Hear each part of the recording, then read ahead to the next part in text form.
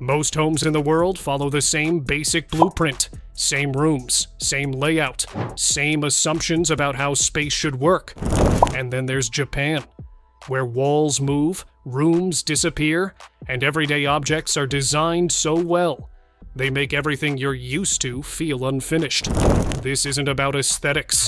It's about ideas that quietly solve problems most homes still haven't.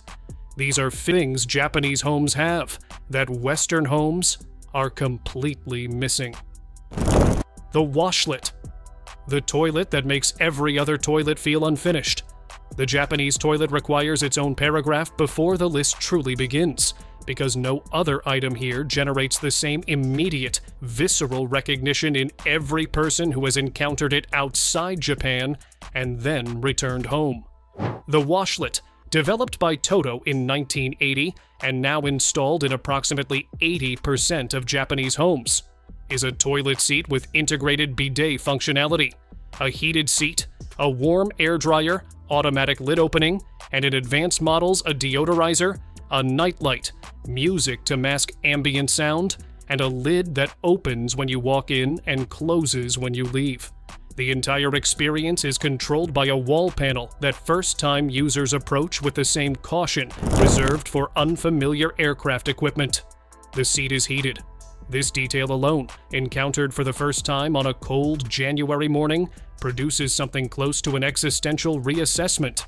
A cold toilet seat is not a minor inconvenience. It is a daily, year-round, unavoidable physical unpleasantness that billions of people have accepted as an unalterable condition of existence because no one told them it had already been solved. Japan solved it in 1980. The solution is now 45 years old. A basic entry-level version that handles the heated seat alone costs under $30. Western plumbing design continues to ship cold porcelain as the global standard. The washlet is the clearest possible example of a gap between what exists and what most of the world knows exists, and that gap has been sitting there, politely heated, for nearly half a century. The kotatsu. The table that is also a heated blanket. Fort for adults. The kotatsu is a low table with a heating element mounted to its underside and a thick, quilted blanket, the futon, draped over the tabletop and hanging down to the floor on all sides.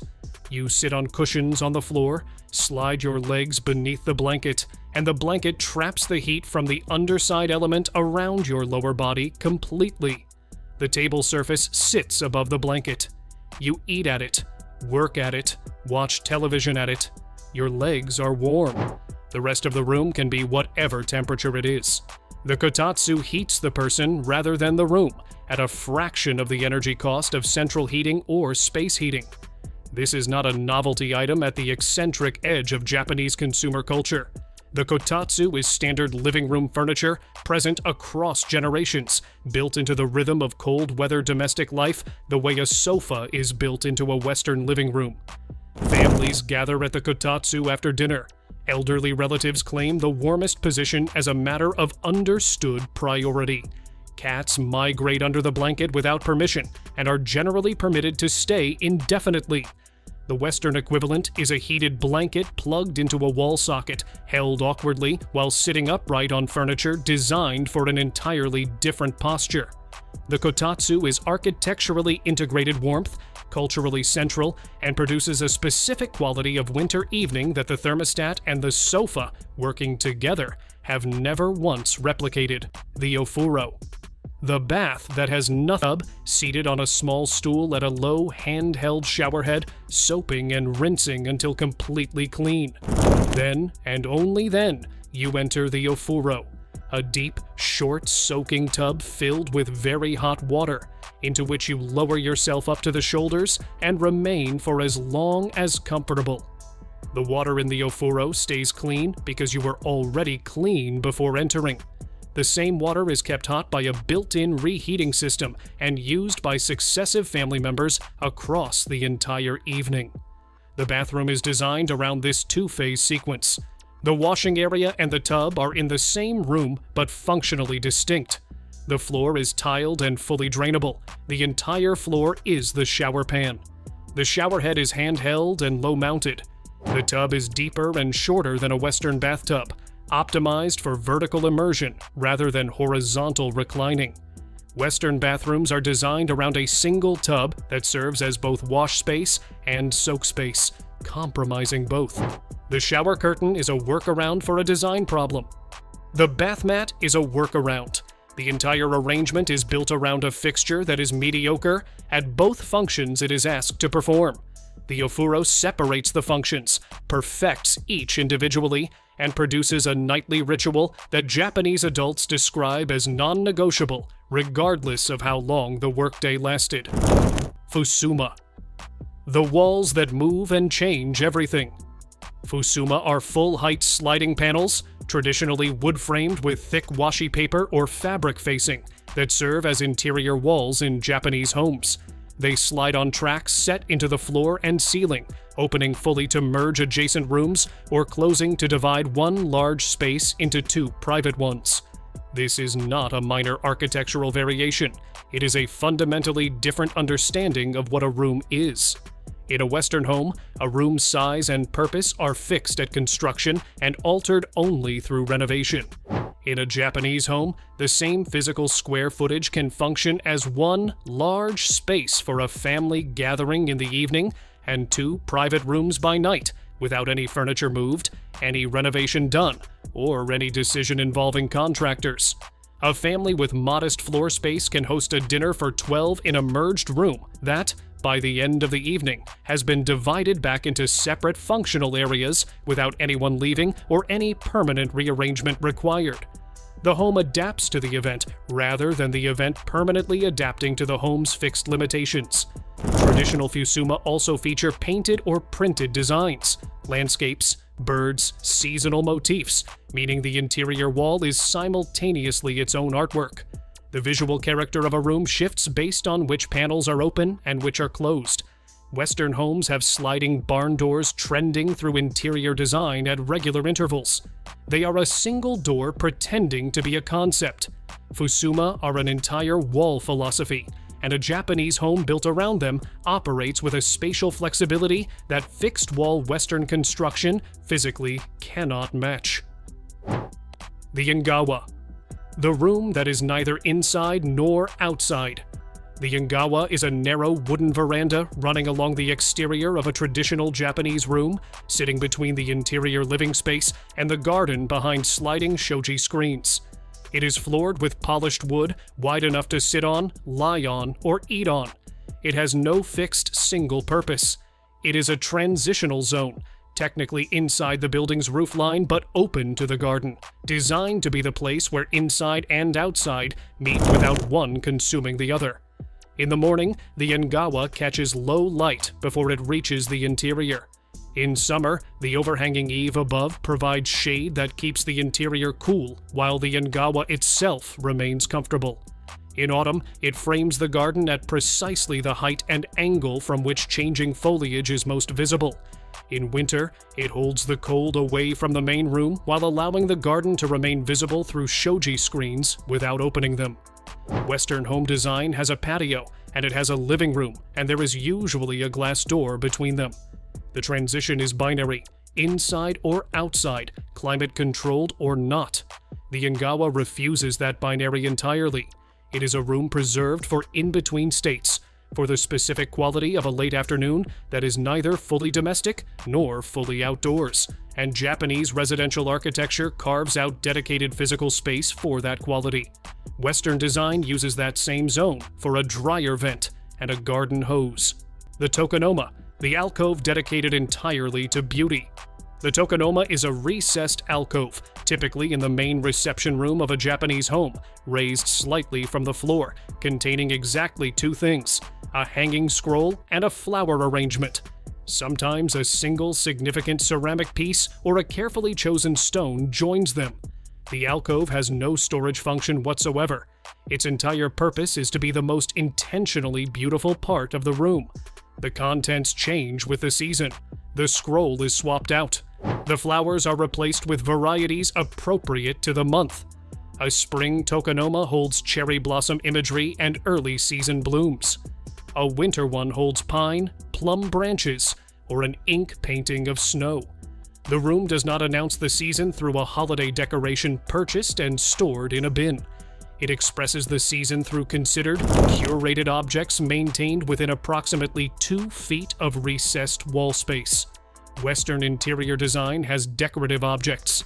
It has display shelves. It has the mantelpiece zone, that horizontal surface above the fireplace that receives occasional seasonal attention and otherwise accumulates framed photographs and objects of uncertain origin.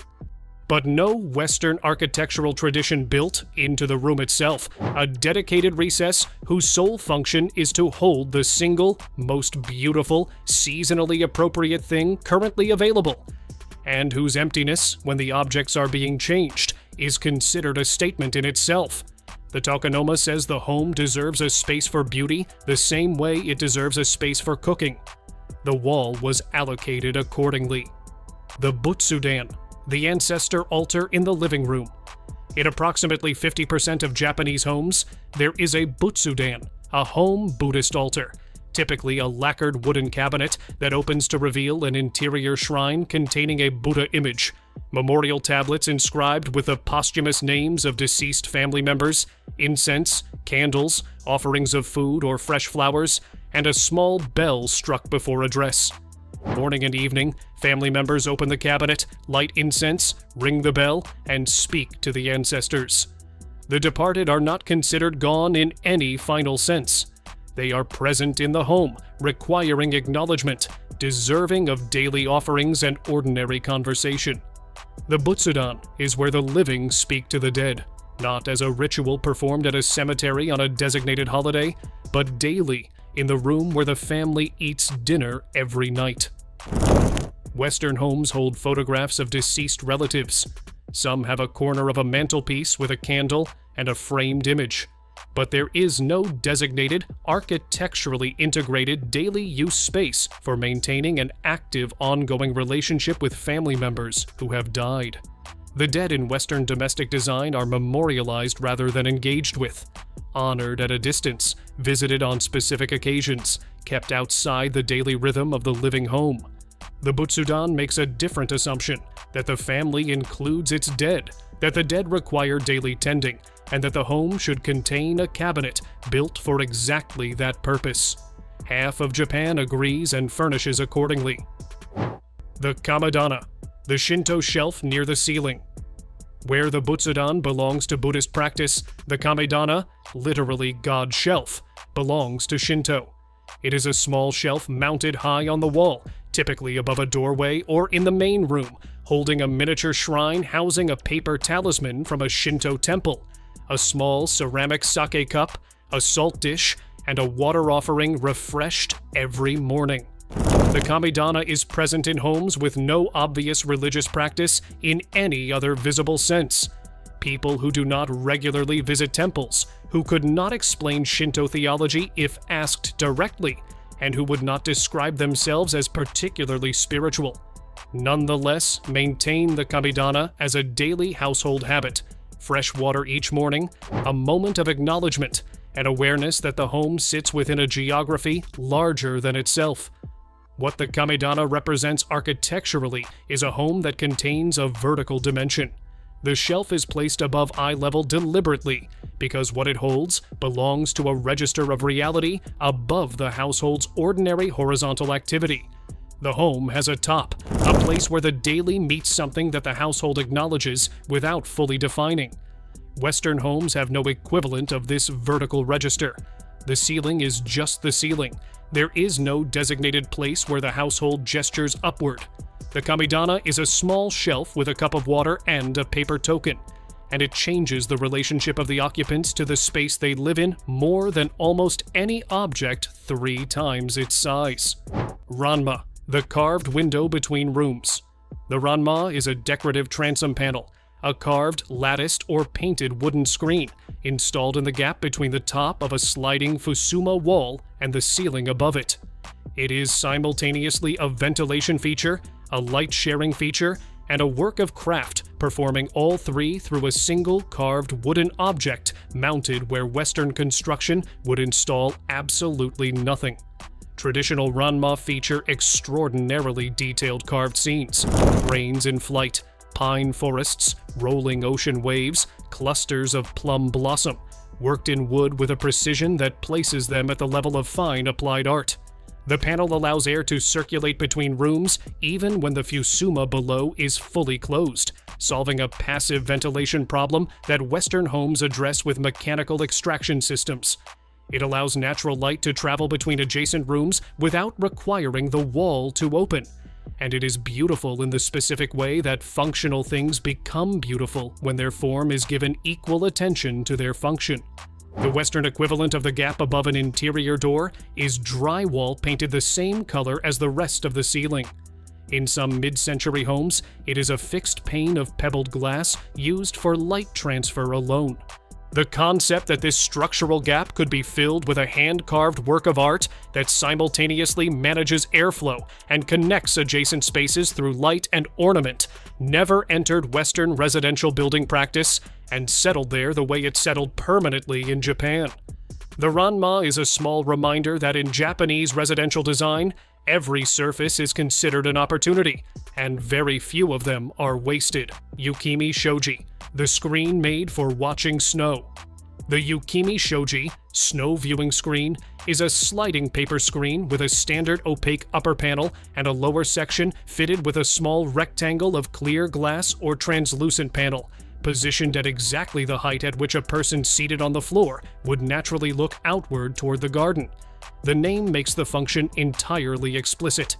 It is a screen engineered so that a person sitting in the traditional floor-seated position can watch snow fall in the garden without opening the screen, without the cold entering, without breaking the sealed warmth of the interior room at all. The clear panel is at near ground level because the viewer is at near ground level. The garden is framed at the height from which it is actually experienced. Western windows are designed for a person standing or seated in a chair. The sill is at waist height or above. The view is delivered from an elevation that assumes upright Western furniture posture as the default viewing position. The Yukimi Shoji is calibrated to the body's actual position in the room it serves, floor-seated, close to the ground, and frames the particular thing worth watching from that position, at precisely the angle from which it is most worth seeing. Japan built a window specifically for watching snow from the floor of a warm room.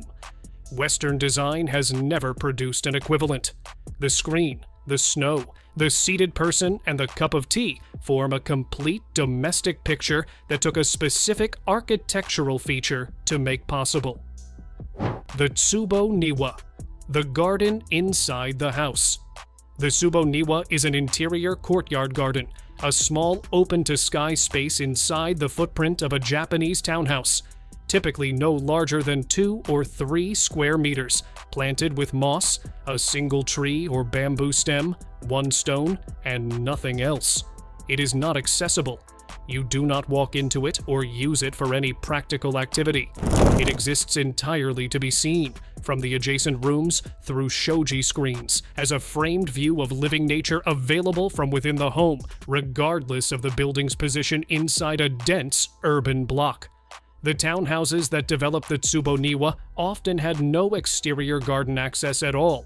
Buildings sat against each other on narrow city lots with no yard, no setback, no outdoor space of any kind. The Tsubo Niwa brought the garden inside the building's own footprint and gave interior rooms a view of something green and growing. Moss holds snow and the bamboo bends under its weight. The interior of the house has a view that is never static, never staged, never under artificial control. Western urban townhouses have light wells, vertical shafts of open sky used for ventilation and secondary window access.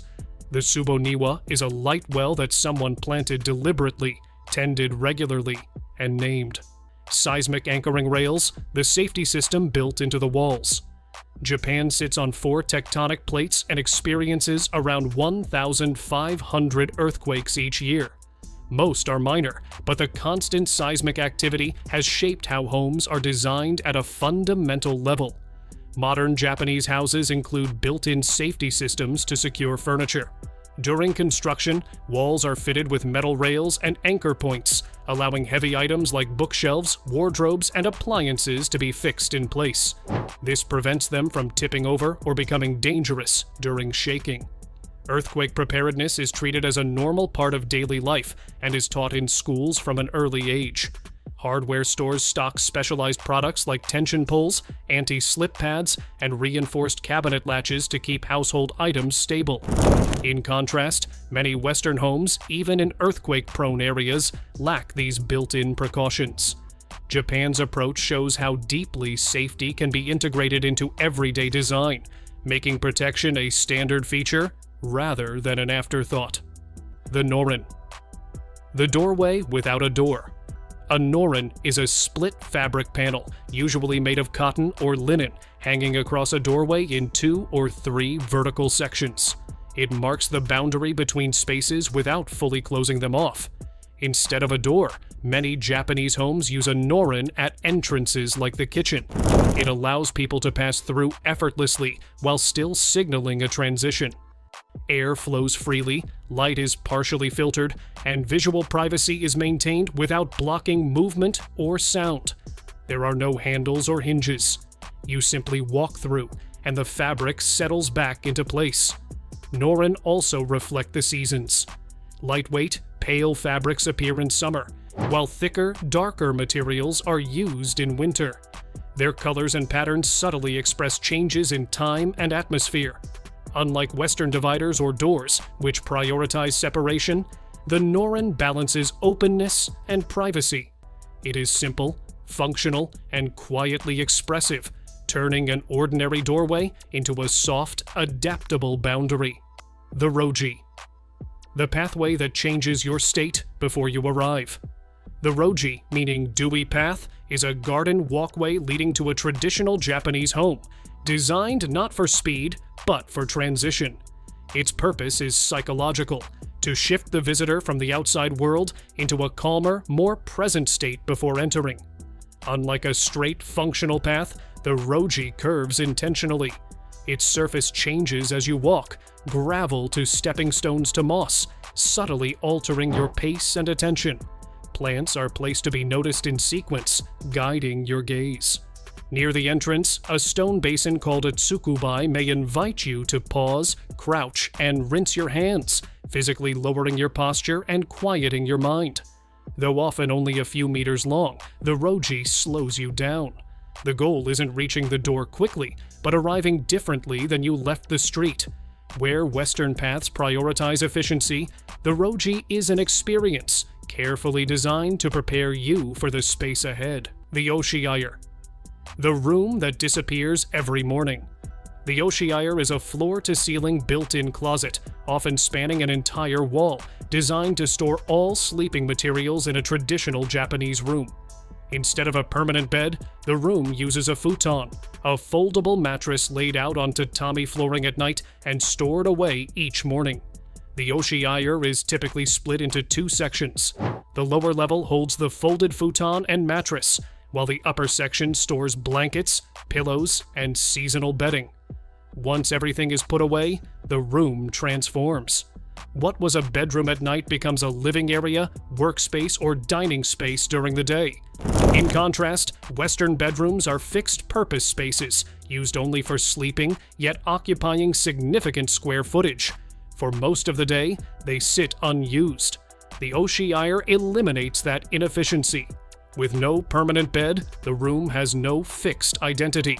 It adapts effortlessly, becoming whatever the moment requires. The Metro Nap helmet with a built-in message board. Japan's salaried workers are famous for inamuri, sleeping in public while technically still present. A certain grade of exhaustion is so normalized that falling asleep standing on a commuter train is not unusual. Someone decided this needed engineering support. The Metro Nap helmet is a padded helmet with a suction cup attached directly to the train window. The user rests their head against it, held upright and stable against the glass, sleeping standing up for the commute. The helmet includes an external message board on the front where you write your destination station, so a fellow passenger can wake you before you sail past it. No alarm, no phone, Just a card displaying Shinjuku please facing outward while you sleep against a train window in a foam helmet, trusting strangers to deliver you to the correct stop. The full cover. Umbrella that turns you into a walking bubble. Standard umbrellas cover your head and shoulders. Japan found this insufficient and produced the full cover umbrella, a transparent dome extending from above your head all the way to the ground, encasing the user entirely inside a sealed personal weather system. You walk through rain in a bubble. No wet shoes, no wet legs. Just you inside a portable greenhouse, absolutely dry, absolutely terrifying to the people around you who can only see a pair of legs moving beneath a large transparent dome. The obvious problem, unaddressed in the promotional material, is air exchange. Reviewers noted the interior temperature and humidity climbed rapidly. You emerge dry on the outside and damp from the inside. The butter stick, exactly what it looks like. The butter stick is the most recognized item in the Chindogu canon, possibly because it is the one that sits closest to the line of usefulness without crossing it. It is butter, formed into a stick the shape and size of a glue stick, stored in a twist-up dispenser identical to a glue stick. To butter toast, you remove the cap and apply it the way you would apply a glue stick to paper. Direct contact, even stroke. No knife required. The problem the butter stick solves: you have no knife and no time. The problem the butter stick creates: you now have a container of soft, temperature-sensitive dairy product in your work bag that is indistinguishable from your actual glue sticks, in a format that was designed to be twisted up and used by contact, which butter responds to quite readily when warm. The walking hair dryer. Dry your hair in transit. The walking hair dryer is a motorized device worn over the head, resembling a shower cap, that blows warm air across the scalp, allowing the wearer to dry their hair while commuting. The target problem: the Japanese morning routine is compressed. Trains do not wait. Leaving the house with wet hair and arriving dry is the pitch. What it produces in practice: a person walking through a public space wearing a humming motorized shower cap that redistributes their hair in unpredictable directions as the airflow shifts. The chin rest standing support for train commuters. The chin rest is a pole-mounted bracket at approximately face height on a commuter train support pole, allowing standing passengers to rest their chin on it and sleep upright without falling over. The principle: if the pole holds you and your chin rests on the bracket, your head cannot drop. You can close your eyes. The train can lurch, and you remain broadly vertical. What the chin rest does not account for: sharp braking, which trains do. People pushing past you in the aisle, which people do. And what happens to a face that has rested at chin pressure against a metal bracket for 25 minutes, which is that it has a crease across the jawline that takes an hour to fade. You are already at the office. The chin rest targets people who need to sleep standing, are too self-conscious for the full nap helmet, and haven't yet considered sitting on the floor. Dropper glasses with a built-in eye drop delivery system.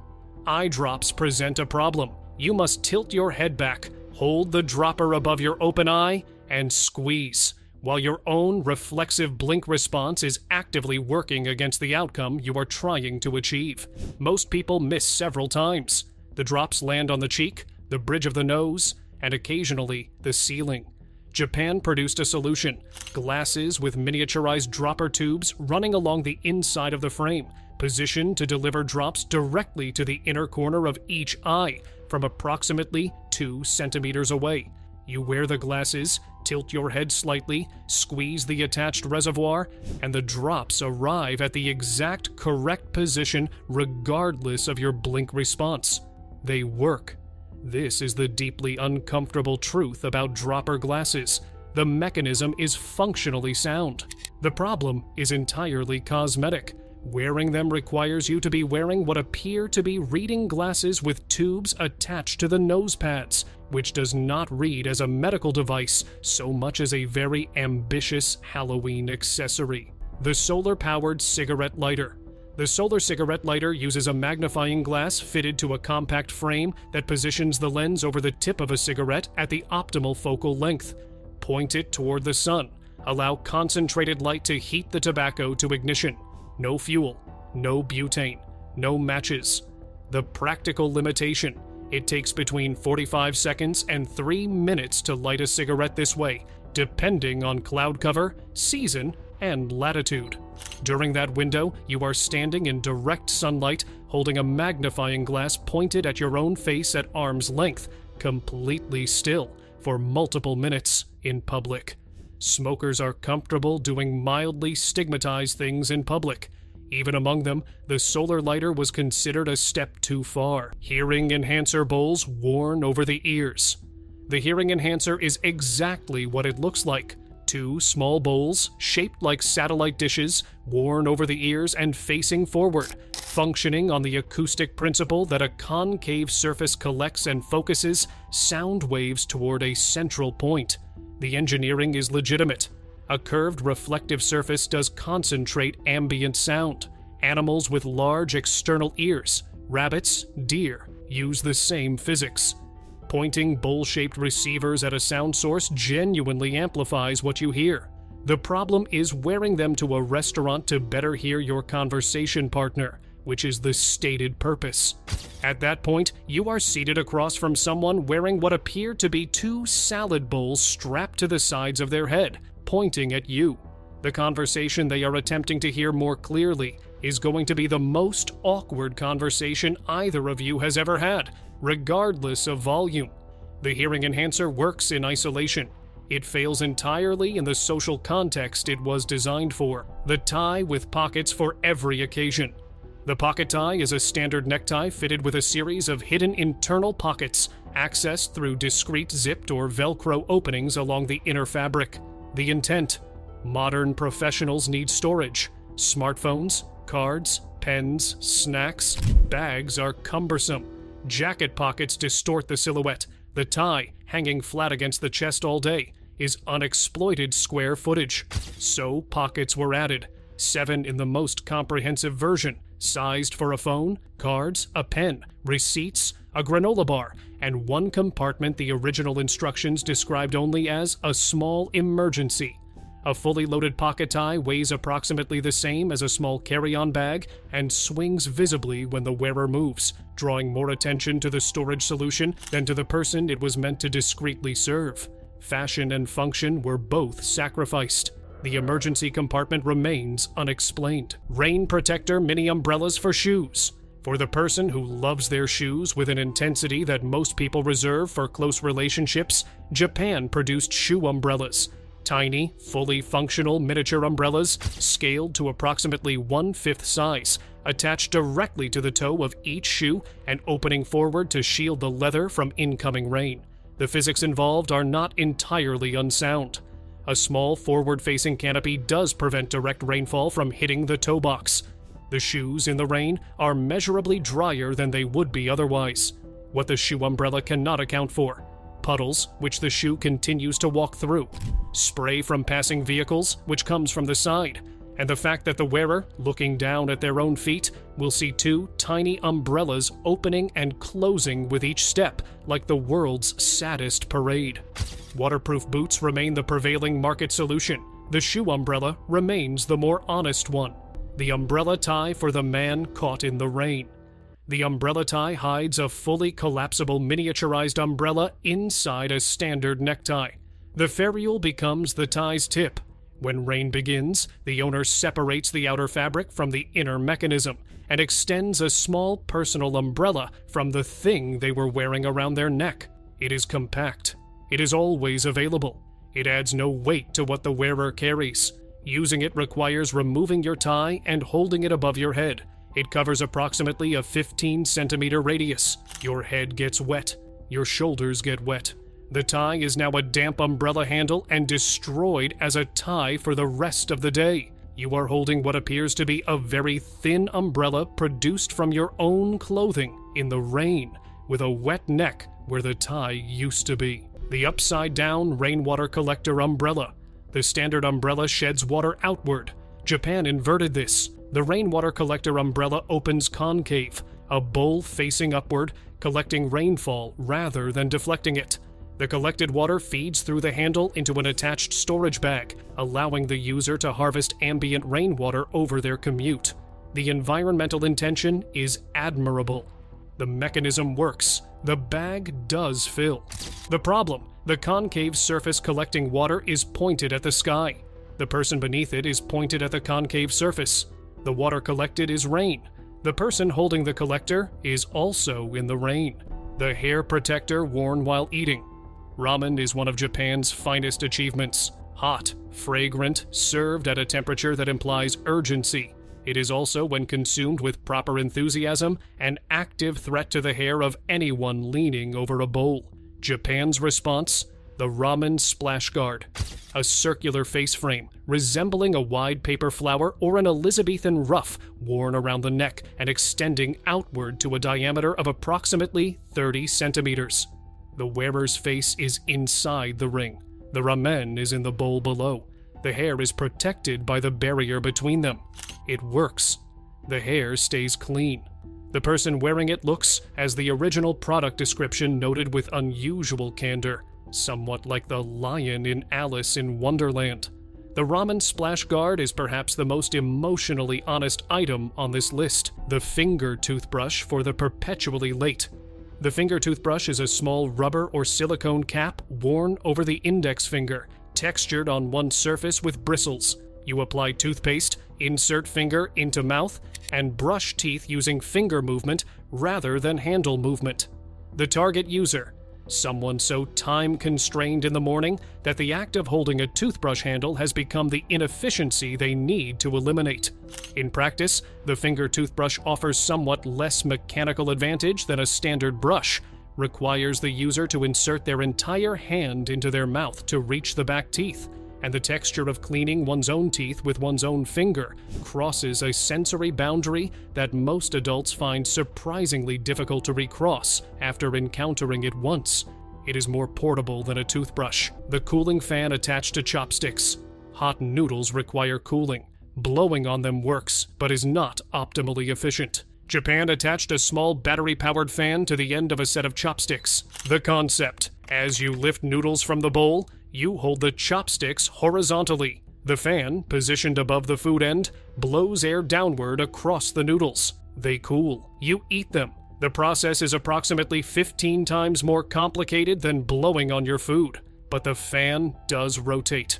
The noted practical concern from reviewers: the fan unit, made of small plastic and a AAA battery, is heavier than chopsticks are designed to be. Holding a chopstick with a weighted end at arm's length over a bowl of soup for the duration of a meal produces a forearm fatigue that the invention's creators appear not to have fully modeled. Also, the fan is audible, and in a quiet restaurant, this is socially significant. The wearable floor mop for babies.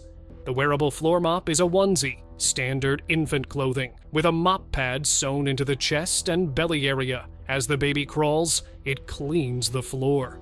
The inventor's logic was airtight. Babies crawl anyway. Floors need cleaning anyway. These two facts happen simultaneously. Why not combine them? The product generated significant coverage in parenting media, almost all of it alarmed. Critics noted that an infant is not a Roomba. Its coverage is guided by curiosity, not systematic cleaning logic, and that attaching a cleaning function to a human baby crosses a conceptual line most parents prefer to keep clearly drawn. The babies were unaffected by the controversy. The babies were, as always, primarily focused on putting things in their mouths. The panoramic head-mounted camera. Before smartphones had panoramic modes, capturing a 360-degree view required either professional equipment or, according to one Japanese inventor, a circular camera rig mounted on a plastic headband worn around the skull. The device positioned multiple lenses at intervals around the circumference of the headband, each facing a different direction, collectively capturing every angle simultaneously. The resulting images were stitched into a complete panorama. The technology worked. What the technology required was for the user to stand in the landscape they wished to photograph with what appeared to be a camera-studded halo orbiting their head, completely still, while the shutters fired. The panorama is excellent. The user looks like they are testing a surveillance system on themselves. Smartphones eventually made the device redundant. The lipstick mask for perfect application. The lipstick mask is a rigid face covering shaped like a medical mask with a precise cutout in the position of the lips, allowing the wearer to apply lipstick through the opening while the surrounding facial area is protected from smears and errors. The stated benefit: perfect lip definition without straying outside the natural lip line. For people who struggle with precise application, the mask provides a physical boundary. The problem the product did not fully work through. The mask is made of fabric in its most common version. Lipstick, applied to the opening of a fabric mask, immediately contacts the fabric edges. The fabric edges absorb pigment. The mask is now stained. Since the stain is shaped exactly like lips, it will transfer when the mask is repositioned to whatever surface it next touches. You have solved the problem of applying lipstick precisely to your face by also applying lipstick to a fabric mask, your hands, and eventually whatever you set the mask down on. The rigid plastic versions fare better mechanically and worse in every other way. The tissue dispenser hat. Allergy season in Japan is serious. Cedar pollen levels reach concentrations that turn entire cities into sneezing chambers. The tissue demand this creates is real, documented, and commercially significant. Someone decided the solution was architectural. The tissue dispenser hat is a hat, a real wearable full coverage hat, with a tissue roll mounted at the center top. The tissue feeds downward through a small guide and is accessible from the brim area. When you need one, you pull. A fresh sheet tears off. The roll rotates slightly. You are ready for the next sneeze without having reached into a pocket or bag. The hat is functional in the narrow technical sense. You will not run out of tissue unexpectedly. You will also be wearing a hat with a toilet paper roll on top of it, in public, in a country where understated public presentation is not just preferred, but expected. The tissue hat represents either the complete abandonment of social self-consciousness or its ultimate expression. A person so unbothered by what strangers think that they have mounted their consumables on their head. The umbrella headband.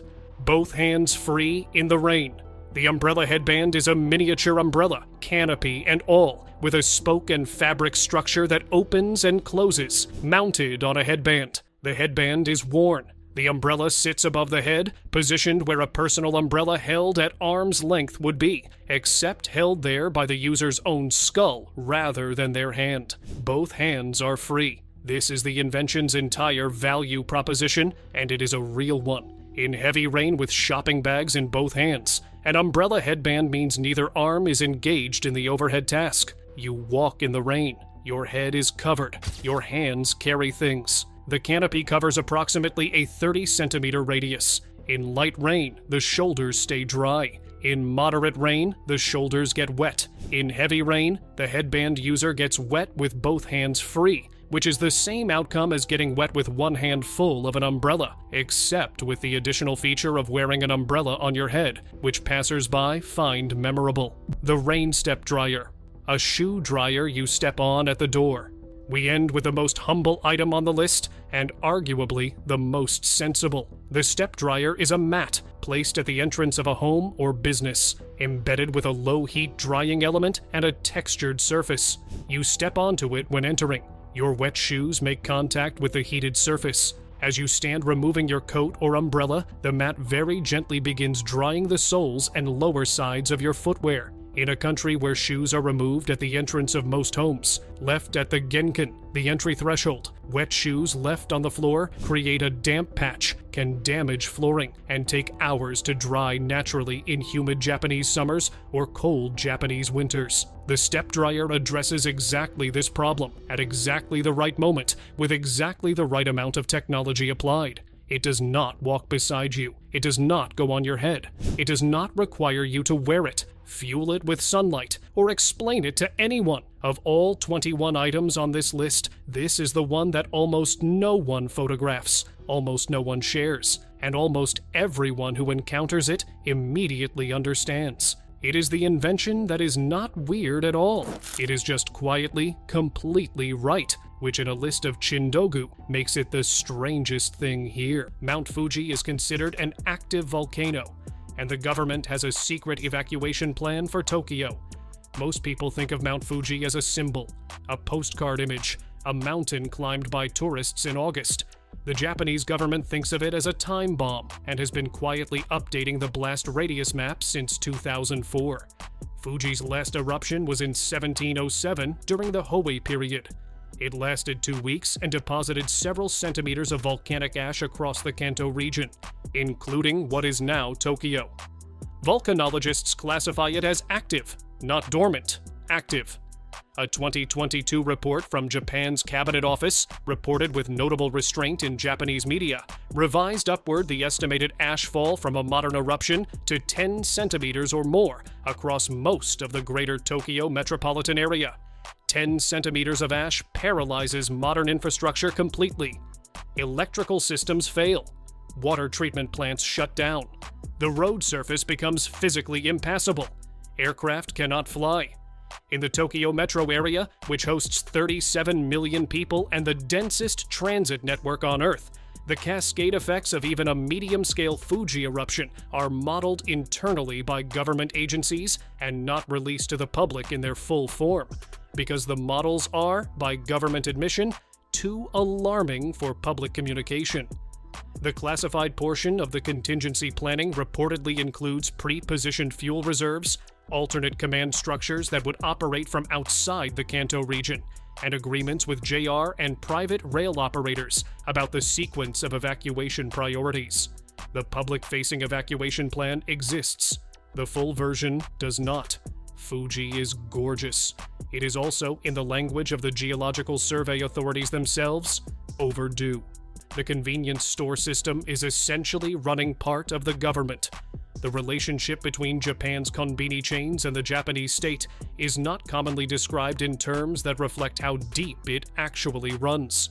By formal agreement with the Cabinet Office, the 3 major konbini chains, 7-Eleven Japan, Family Mart, and Lawson, are designated as critical infrastructure in Japan's National Disaster Response Framework. In the event of a major earthquake, typhoon, or other national emergency, these chains are legally obligated to maintain operations in affected areas where physically possible, prioritize supply chains to disaster zones over commercial delivery schedules, and share real-time inventory and logistics data with government emergency management systems. This is not a marketing partnership. It is a governance relationship. The Konbini Network's logistics infrastructure, 55,000 stores nationally, daily delivery routes that touch virtually every populated area of Japan, refrigeration and supply chains maintained to pharmaceutical standards, is built into the national emergency response architecture. In areas where municipal governments have been hollowed out by rural depopulation, konbini have by default become the primary points of contact between residents and commercial, financial, and information services. In some rural communities, they are the only functioning economic institution within practical travel distance. The government doesn't run the convenience stores, but the convenience stores are running some functions that, in other countries, would be considered government responsibilities. The difference is narrow and narrowing. Japanese organized religion is sitting on more money than most countries. Religious organizations in Japan are not required to disclose their financial holdings, pay taxes on property, or file public accounts. This is a structural feature of Japanese law, not an oversight, and it has allowed certain institutions to accumulate assets over centuries of tax-free operation at a scale that is genuinely difficult to quantify. The major Buddhist sects and Shinto shrine networks collectively hold real estate that some estimates place as the single largest category of untaxed land ownership in Japan. Certain individual temples have balance sheets that, if they were corporations, would qualify them for inclusion in Japan's stock exchange. Soka Gakkai, the Buddhist lay organization that founded the Komeito political party, has assets estimated by various analysts at between $100 billion and $200 billion, making it one of the wealthiest non-governmental organizations on Earth by any measure, though it has never been required to confirm or deny these figures publicly. The Komeito connection is not incidental. Komeito has been a coalition partner in the Japanese government for most of the last 25 years. The philosophical independence of Japanese religious institutions from political influence is simultaneously difficult to prove and difficult to disprove. What can be said is this: the entities sitting on the most undisclosed wealth in Japan have spent the longest time closest to political power. In most countries, that pattern would generate more scrutiny. In Japan, the temples are very beautiful, and the accounts are very private. The real cost of Fukushima has never been fully disclosed. The official cleanup cost estimate from TEPCO and the Japanese government currently stands at approximately 21 trillion yen, roughly $200 billion. The IAEA's independent assessments have repeatedly called this figure unrealistically low. Japanese government researchers using TEPCO's own decommissioning timeline project the actual process extending past 2050, with significant technical problems remaining unsolved, including the removal of approximately 880 tons of melted reactor fuel using technology that has not yet been invented. The part that receives insufficient attention, the mechanism by which the Japanese government effectively transferred the financial liability of a private corporation's catastrophic failure to the Japanese public, is one of the most significant acts of economic restructuring in post-war Japanese history. TEPCO was not allowed to go bankrupt. It was placed under a government-managed framework that kept it technically solvent while injecting public funds and separating clean liabilities from disaster liabilities. The full exposure of the Japanese public to Fukushima-related costs, cleanup, compensation, decommissioning, health monitoring, has never been consolidated into a single public figure, because doing so would require acknowledging that the number is, in official government terms, currently incalculable. The water being released into the ocean gets reported on. The number that can't be reported on is what the full accounting will eventually say. Japan is the world's largest creditor nation, and no one treats it like one. Japan is the largest holder of U.S. Treasury bonds of any foreign nation. It holds net foreign assets of over $3 trillion, making it the world's largest creditor country by a significant margin, a position it has held continuously for over 30 years. This means that the global financial system has a structural dependency on Japan's savings rate, capital allocation decisions, and monetary policy that is almost never discussed in those terms in Western media. When the Bank of Japan adjusts its yield curve control policy, a technical-sounding decision about how much the central bank will allow interest rates to rise, the resulting carry trade unwind can produce volatility across U.S. equities, European bonds, and emerging market currencies simultaneously.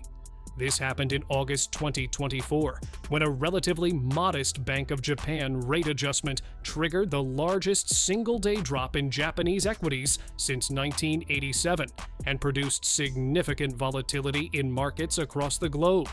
Japan doesn't talk about this leverage loudly. Japan doesn't talk about its leverage at all.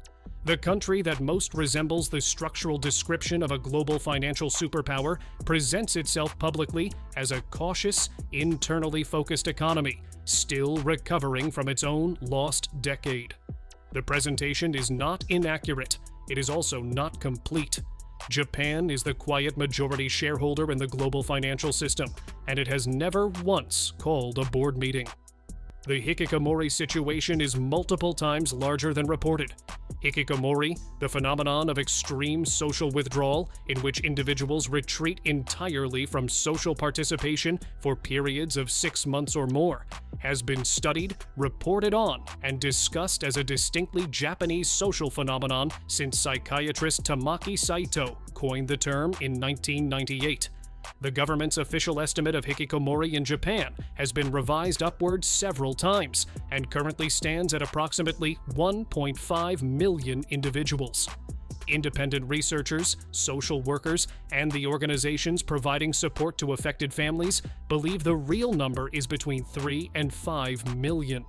The discrepancy exists because official counting requires formal contact with support services, which the defining characteristic of hikikomori makes extremely unlikely.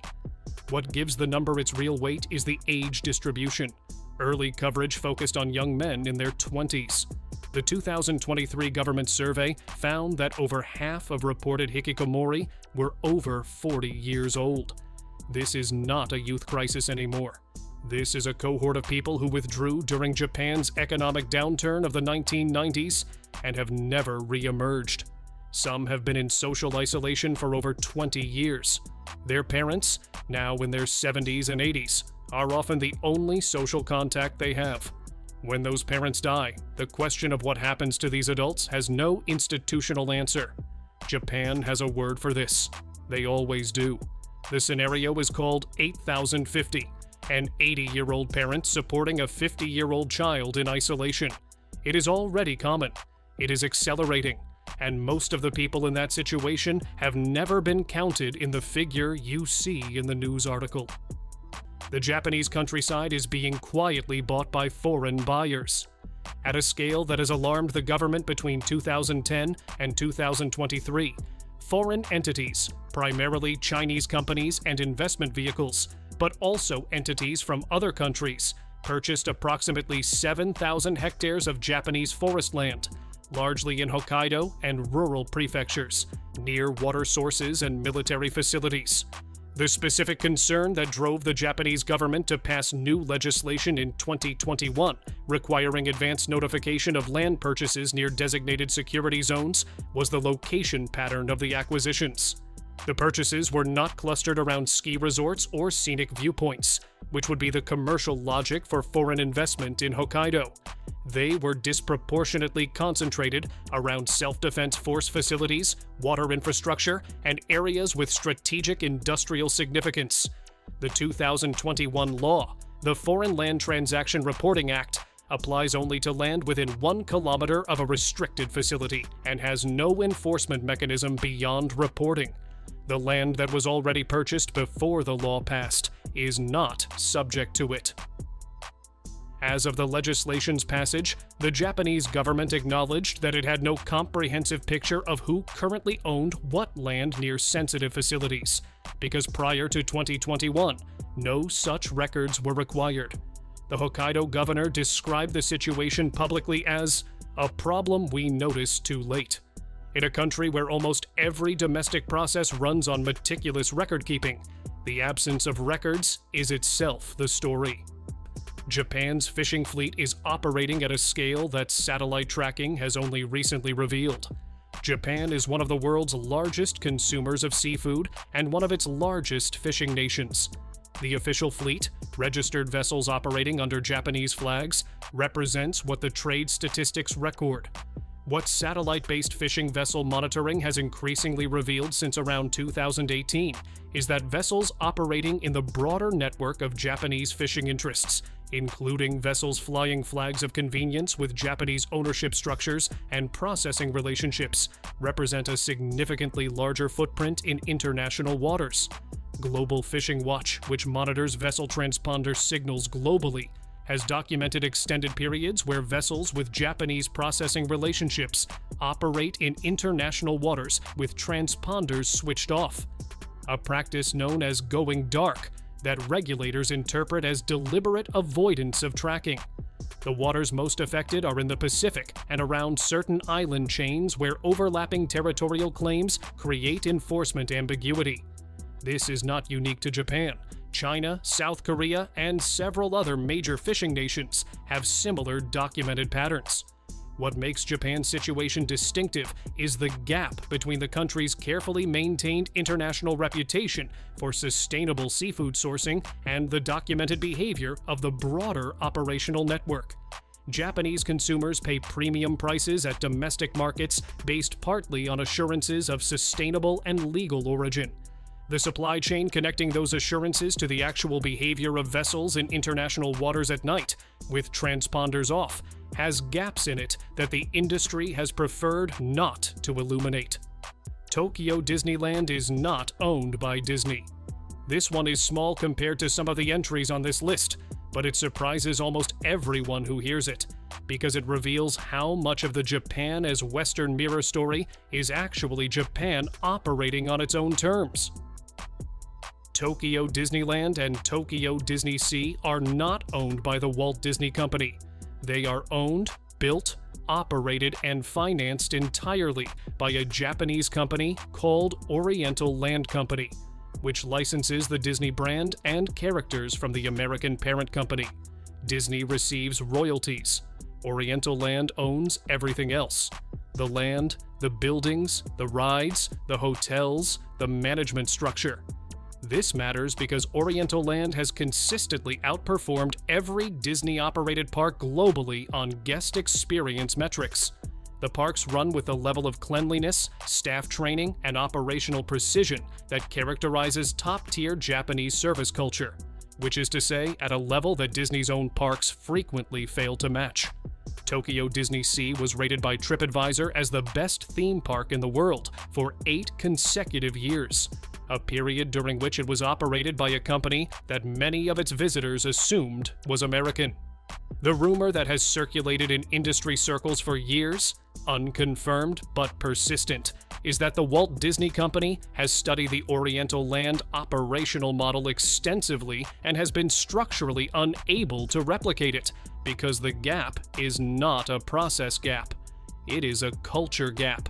The thing that makes Tokyo Disneyland better than Disneyland is the same thing that makes Japanese train stations, garbage trucks, and hotel rooms better than their equivalents elsewhere. You cannot license that. And Disney, to its credit, tried. Of all items on this list, this is the one that almost no one photographs, almost no one shares, and almost everyone who encounters it immediately understands. It is the invention that is not weird at all. It is just quietly, completely right, which in a list of Chindogu makes it the strangest thing here. And that is 21 weird things that only exist in Japan, from the nap helmet that trusts strangers to wake you at the right stop, to the step mat that just dries your shoes without making things complicated. If any of these made you want to add to cart, or made you feel significantly better about your own life choices, drop it in the comments. Subscribe if you want more Japan content that you absolutely did not expect. We'll see you in the next one.